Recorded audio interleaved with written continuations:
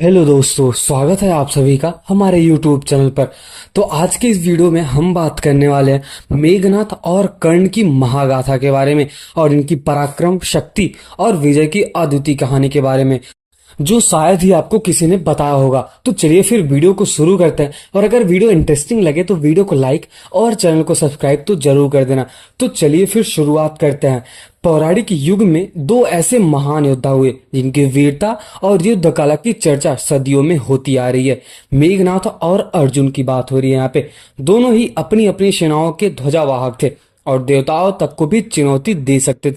लेकिन अगर दोनों एक ही युद्ध भूमि में आमने सामने होते हैं तो कौन विजयी होगा, यह सवाल सदियों से विवाद का विषय बन रहा है। तो आइए जानते हैं कि इन दो महायोद्धाओं की कहानी के बारे में, उनके वरदान, उनकी शक्तियां और विजय गाथाओं का सामना कैसे हुआ। तो सबसे पहले हम शुरू करते हैं त्रेता युग के महान योद्धा रावण का सबसे बड़ा पुत्र मेघनाथ से। वही मेघनाथ जिसने इंद्र को हराया था, इसलिए उसका नाम भी इंद्रजीत पड़ा।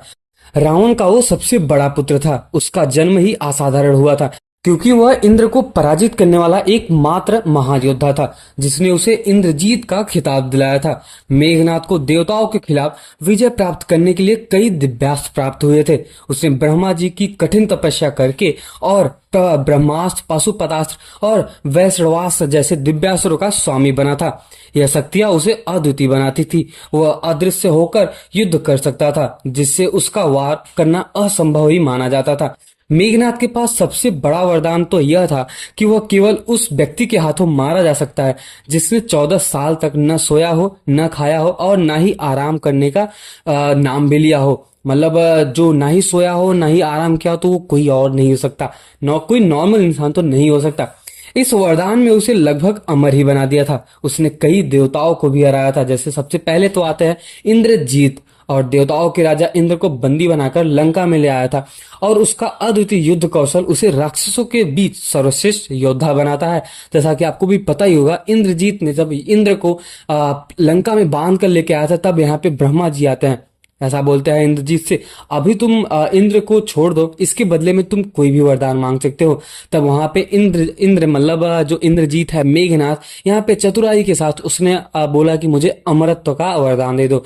लेकिन फिर यहाँ पे ब्रह्मा जी ने ऐसा बोला कि यहाँ पे अगर कोई भी पैदा हुआ है तो ऐसा तो हो नहीं सकता कोई अमर हो जाए, लेकिन मैं तुम्हें एक वरदान तो जरूर देता हूँ कि तुम्हें कोई भी नहीं मार सकता, लेकिन एक ही इंसान मार सकेगा जो 14 साल तक सोया ना हो और खाया ना हो, जो आराम भी ना किया हो। तो चलिए फिर अभी हम अर्जुन के बारे में बात करते हैं। द्वापर युग का वो अर्जुन जिसने महाभारत के सारे योद्धाओं को परास्त कर दिया था। परास्त करने के साथ ही साथ सभी को मृत्यु के घाट पर उतार दिया था। अर्जुन पांडवों में से सबसे महान योद्धा भगवान इंद्र का पुत्र माना जाता है। उससे देवताओं और ऋषियों से कई ऐसे दिव्यास्त्र प्राप्त हुए थे जिसमें पाशुपतास्त्र, अजय गांडीव धनुष और ब्रह्मास्त्र भी शामिल थे। अर्जुन की धनुर्विद्या इतनी अद्वितीय थी कि उसे भगवान श्री कृष्ण का सहयोग मिला और उनकी सलाह और दिव्य दृष्टि ने उसे महाभारत के युद्ध में कई असंभव विजय दिलाई। अर्जुन का सबसे बड़ा वरदान तो यह था कि उसे महाभारत के युद्ध में श्री कृष्ण का सारथी और मार्गदर्शन मिला था। उसके पास इतनी शक्तियां थी, इतनी ताकत थी उसने युद्ध के दौरान भीष्म, कर्ण और द्रोणाचार्य जैसे महान योद्धाओं का सामना किया और एक बार में सबको हरा दिया था। ऐसा कहा जाता है कि उन्हें पराजित भी किया था, उन्हें मृत्यु के घाट भी उतार दिया था। अर्जुन ने कौरवों के पक्ष में लड़ने वाले महान योद्धाओं को नाश कर दिया था और कुरुक्षेत्र के युद्ध में पांडवों को विजय दिलाई थी। अब युद्ध का आरंभ तब होता है, कहा जाता है कि इस अद्वितीय कथा में नियति ने अर्जुन और मेघनाथ को एक ही रणभूमि में लाकर खड़ा किया है। एक ऐसी कहानी है जो कह सकते हैं एक तरह से कल्पना, मतलब कल्पना अगर हम करें कि मेघनाथ और अर्जुन अगर आमने सामने आते तो वो जो महाभयंकर युद्ध होगा वो कैसा होगा। तो चलिए फिर इसके बारे में जानते हैं। दोनों योद्धाओं को एक दूसरे के बारे में सुन रखा है, जैसा कि मैंने आपको पहले ही बताया, लेकिन अब यह समय था जब उनकी शक्ति और वीरता की असली परीक्षा होने वाली थी। युद्ध का मैदान विशाल था और चारों ओर सन्नाटा छाया हुआ था। आकाश में बादल गड़गड़ा रहे थे। जैसा कहा जाता है कि जैसे पृथ्वी भी इस महायुद्ध का साक्षी बनना चाहती हो। मेघनाथ ने अदृश्य होकर युद्ध की शुरुआत की। जैसा कि मैंने आपको पहले ही बताया कि अगर राक्षस है तो उनके अंदर इतनी शक्तियां तो होंगी कि अदृश्य हो जाए, गायब हो जाए और युद्ध में उनकी जो कूटनीति है वो करे। उससे अपने दिव्यास्त्रों से अर्जुन पर पहला वार किए। लेकिन अर्जुन ने जो भगवान श्री कृष्ण के साथ था न अपने दिव्य दृष्टि के माध्यम से मेघनाथ को पहचान लिया। अर्जुन ने तुरंत ही अपने गांडीव धनुष से तीर छोड़े जो मेघनाथ की अदृश्यता को भेदते हुए उसे आहत कर दिया। यह देखकर मेघनाथ चकित रह गया, लेकिन वह हार मानने वाले में से नहीं था, क्योंकि वो भी इंद्र विजेता था। इंद्रजीत इसलिए उसका नाम पड़ा है क्योंकि उसने इंद्र को हराया था। मेघनाथ की शक्ति का प्रदर्शन, सबसे पहले हम ये जानते हैं कि मेघनाथ के पास कितनी ऐसी शक्तियां थी। मेघनाथ ने तुरंत ब्रह्मास्त्र का आह्वान किया, एक ऐसा अस्त्र जो विनाशकारी होता है हमेशा के लिए, चाहे वो कोई भी यूज करे, चाहे श्री राम, श्री कृष्ण या फिर अर्जुन, कर्ण या फिर मेघनाथ, रावण, कोई भी यूज करे वो विनाशकारी ही होता है। और जिसके सामने कोई भी सामान्य योद्धा नहीं टिक सकता। अर्जुन ने भी अपनी पूरी शक्ति लगाते हुए ब्रह्मास्त्र का मुकाबला किया। दोनों अस्त्रों के टकराव से पूरे युद्ध क्षेत्र में आकाशीय बिजली की गड़गड़ाहट हुई। यह युद्ध अब सामान्य अस्त्र शस्त्र से ऊपर उठ चुका था। जैसा कि मैंने आपको पहले ही बताया, अर्जुन और मेघनाथ का युद्ध हो रहा है। मेघनाथ ने अपनी पाशुपतास्त्र का प्रयोग किया और अर्जुन ने उसी समय वैष्णवास्त्र का सामना किया।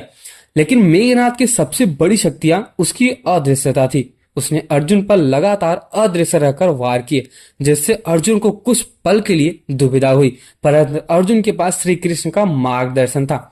कृष्ण ने अर्जुन को बताया कि मेघनाथ को सीधे शक्ति से नहीं बल्कि रणनीति से हराया जा सकता है, जैसे कि अपने श्री रामचंद्र जी के छोटे भाई लक्ष्मण जी ने हराया था। अर्जुन ने भगवान श्री कृष्ण के निर्देशों का पालन करते हुए अपनी गति और रणनीति में बदलाव लिया।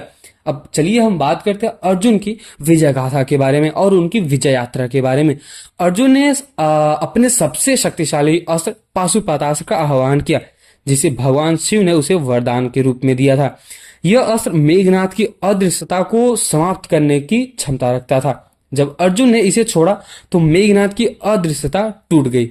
अब दोनों योद्धा आमने सामने आ गए। मेघनाथ ने अपने सारे अस्त्रों का प्रयोग किया, लेकिन अर्जुन की गति और कुशलता ने उसे हर युद्ध में हर तीरों का सामना करना पड़ा, और कई तो ऐसे तीर थे जो विफल भी हो गए मेघनाथ के। यह देखकर मेघनाथ ने अपना अंतिम अस्त्र निकाला, वैष्णवास्त्र। यह अस्त्र इतना शक्तिशाली था कि देवताओं ने भी इसे चुनौती देने की हिम्मत नहीं थी। लेकिन अर्जुन के पास तो श्री कृष्ण पहले से ही बैठे हैं और ध्वजा पे अपने हनुमान जी। कृष्ण ने अर्जुन को सुदर्शन चक्र का उपयोग करने की सलाह दी। सुदर्शन चक्र और वैष्णवास्त्र के टकराव से पूरा ब्रह्मांड हिल गया। इस महायुद्ध का अंत अब निकट ही होने वाला था।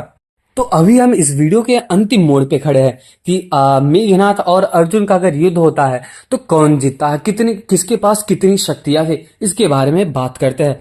अर्जुन ने अपनी दिव्य शक्तियों का उपयोग करते हुए मेघनाथ पर निर्णायक वार किया। मेघनाथ, जिसने इंद्र तक को भी नहीं छोड़ा था, उनको भी पराजित कर दिया था। अर्जुन ने इस प्रचंड वार को सहन नहीं कर सका। उसके वरदान भी अब निष्फल हो गए थे, क्योंकि अर्जुन की शक्ति और श्री कृष्ण का आशीर्वाद उसके खिलाफ भारी पड़ रहे थे। मेघनाथ ने अंतिम प्रयास किया, लेकिन अर्जुन के दिव्यास्त्रों से पराजित हो गया। तो आज के इस वीडियो में निष्कर्ष तो ये निकलता है कि मेघनाथ और अर्जुन दोनों ही महायोद्धा थे। लेकिन अगर हम बात करें, मेघनाथ ने देवताओं तक को भी पराजित किया था और उनकी युद्ध कला अद्वितीय मानी जाती है। उसकी अदृश्यता और दिव्यास्त्र उसे एक महान योद्धा बनाते थे।